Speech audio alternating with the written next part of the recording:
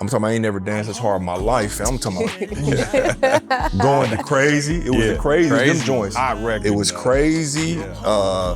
And we was going so hard, like we dancing, bro. We in the studio, right? I mean, excuse me, in his it was like a studio in his office, in Dave McPherson's office. It was a big kind of room like this, and he had his secretary out front. And so Gary Gnu was his cousin, but he was the like. Why ain't I see you round back when I was down? That summer I had an opportunity. Was like, I'll play basketball. I had Division I basketball scholarships on the table, nice. And so that I had the choice right there to go to Iowa. Or go to 54th and Garfield. Mm-hmm. And you know, I wanted the music so bad, and this was Diamond, this was Tech 9, like, cause again, even before I really knew about Diamond, it was like Tech, like I was. So like, this is when Tech was still with Diamond. Tech was still there, so 99. What did he do, Calm Before the Storm? Calm Before the Storm, Angelic? Mitch Bade, The Worst. Okay. Those was out. Yeah, right. And so I was coming in about that time, and you know, me and Diamond clicked, and then he kind of, again, put me on some different, so I wasn't doing no real trapping. We did a couple other licks, but he did have me running a few plays. Was going to St. Joe, doing some different stuff with some of his other runners. But like I said, that all kind of went sour. But yes, we came over there when Tech 9 was still there, but was kind of on the way out a little bit. Because of two stories that kind of tie into that. One is, we had a deal with Sony Records, so Midwest Side did. So one of Don Juan's, like, I guess because his intern, her name was Kelly, she ended up being an intern for Sony Records. And it was Dave McPherson at the time. So Dave McPherson was putting out all the B2K records and stuff. And so all of a sudden we had just been recording on the block. Like I said, A-Dad studio in the basement. We just over there thugging it out. We had just been recording. Then all of a sudden, Diamond was like, you know, he's like, you know, hey, we need to sign these contracts. So me and Joker like, well, what you mean? We been over here just jamming. We're like, we rocking, we family. Like, you know, like, you know what I'm saying? It was cause he had the house on 54th and Garfield, like tricked out. It was a nice, like, you know, it was a hood house, but it was a big house, and he tricked it out. We was all in there. And so he had the little dining room table, the contracts was on the table. Me and Joker like, man, you know, what's up? Can we, you know, to read? We'll take a look at these contracts. And he like, what you mean, cuz? You up in my house, you wear, you know, got the Midwest Side chain on? So, now keep in mind. Was on this Suge shit, man. I'm like, just that he was on some Suge on that, cuz I'm, and so, you know, again, I'm 19, you know, Dom and the OG, we was in this career, we was wearing the Midwest Side chain, but I was just like, damn, can I at least, I want to read it, cuz, can I read it? He's like, you up in my career, Midwest Side chain on?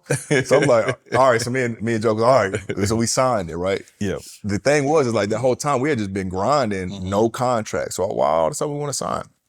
So the point is that Kelly is now with intern at Sony Records, and they had the Boss Hoss project. Really wasn't even called the Boss Hoss project at the time, but it was basically me and Joker's project. Because we had did a Mac James and Joker one overtime grind, or Joker and Mac James overtime grinders, and then we was working on the next one. So fast forward, she had got a hold of that, and she had been playing it for them, and they liked it. So, you know, again, we 19, 20 at this time. It was like 2000. So we get flew out to New York City. We, you know, that we pull up, they got Midwest Siders on the thing. We in a limo. Y'all making moves. Oh, this is Don. We like, bro, we finna go to Times Square. We go to like one of the high floors of the Times Square building, Sony. I'm talking about I ain't never danced as hard in my life. I'm talking about going to crazy. It was crazy. Them joints. Hot record. It was crazy. And we was going so hard, like we dancing, bro. We in the studio, right? I mean, excuse me, in his it was like a studio in his office, in Dave McPherson's office. It's a big kind of room like this, and he had his secretary out front. And so Gary Gnu was his cousin, but he was the legit side. So everything was in Gary Gnu's name, because Diamond had nothing in his name. So we was all there. So after we get done performing, you know, he like, yeah, y'all two, you know, me and Joker, like, yeah, y'all go to the front, you know, type deal. And I was like, all right. So we walk out, and the lady was like, you know, if he listened to more than one of your records, y'all got a deal. And at this time, he was basically giving away money because, like I said, he had the Dave McPherson had the B2K joint, so he was on fire. So we leave out, we excited. As a matter of fact, when we was in town, we went to go see Sway, because like I said, he was tied in with Sway and them.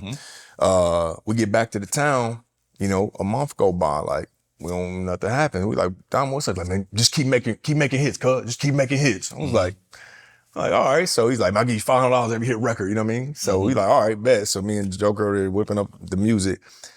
Fast forward, nothing ever came from that. And we never got any closure. Years later, after, you know, the Midwest Side thing pretty much was done, Gary Gnu, we stayed close. He's a man of faith, and we had always rapped. He's one of the OGs too. He's in Vegas now. And he's like, man, did you ever wonder what happened with that stuff? Hell yeah, I wondered what happened. We thought we had a deal. And he was like, well, they wanted to give you and Joker artist deals, but he wanted a label deal. So he turned it down. Wow. So he turned the deal down and left basically packing with nothing. I mean, so. Damn. But it was really Diamond was just that street. Cause I'm gonna tie that to another story. The Diamond was that street. He didn't want to like make the transition out of the dirty money